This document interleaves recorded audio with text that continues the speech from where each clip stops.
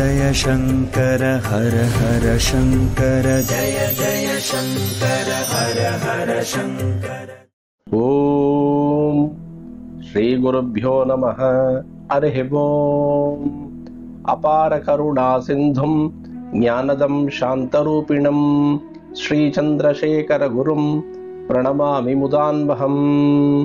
श्री गुरुचरणारविन्दाभ्यां नमः। Voice of God, Deivathin Kural, first volume, chapter 2, Advaitam, Yogi. Yogi is one who is untouched by sorrow. The cause for sorrow is sin, which is impurity in the mind. If the mind gets cleaned of impurities, it will automatically turn towards Paramathma. It is only by control and discipline the mental impurities can be cleaned.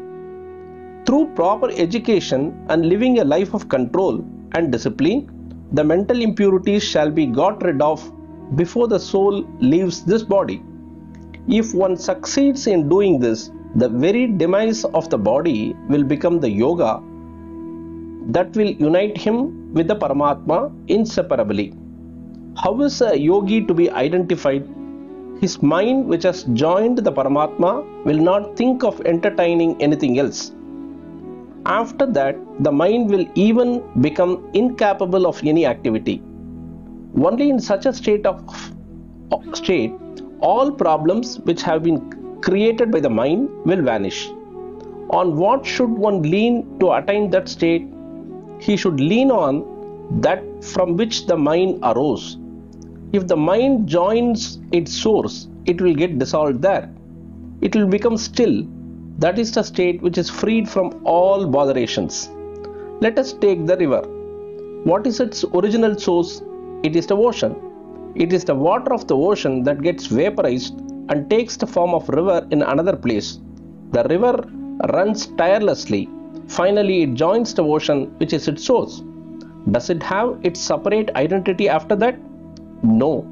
If it is asked whether there is something that takes all our minds and dissolves them in itself, in yoga, in the manner of the ocean, which is the source of the rivers, taking into itself the rivers, the answer is yes.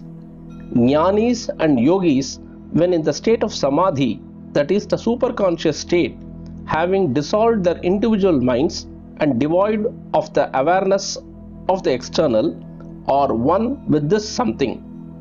Although it may appear to us that when the yogi is not in the state of samadhi, he has given up that something, in reality it is an inseparable union between him and the something. Within his self, he will be having the experience of that union. That is why, even if he appears to be conscious of the external, he does not have the desire to have this or that. Even if a little thought comes up that he wants something, he is not a yogi, it would only mean that he has not united with Swami, that is the Lord. We can talk of the yogi's identity in another way also. When his mind has become permanently united with Paramatma, he should not react in any manner, shall not weep even if a great sorrow were to occur to him.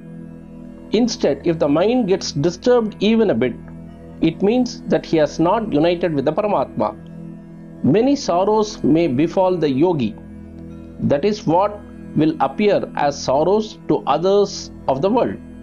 But he does not feel the sorrow even one bit. He will be like a log of wood. Even this comparison is not appropriate because the log does not have feelings at all. Is it not? Yogi is the only one who is in a state of full consciousness. He is always in a state of bliss, that is the Ananda, without any desire for this or that. If one remains in a state of bliss, that is the state of yoga. Love will be swelling in him in a way natural to him. He will not have hatred against anyone. He will think that no human being should suffer any harm because of him.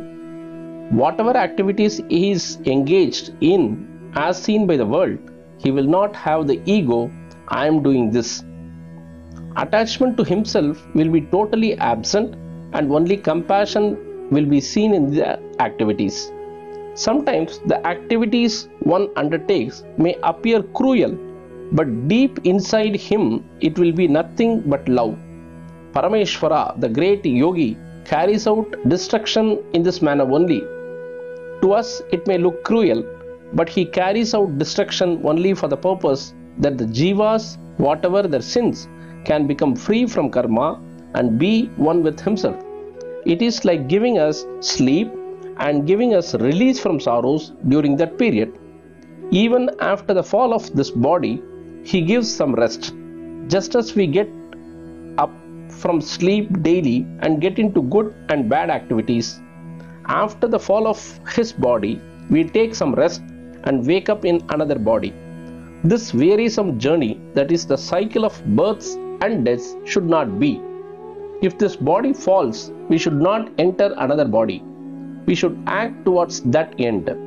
Discipline, self-control, great mercy, that is love, penance, prayer, yajnas, charity, etc.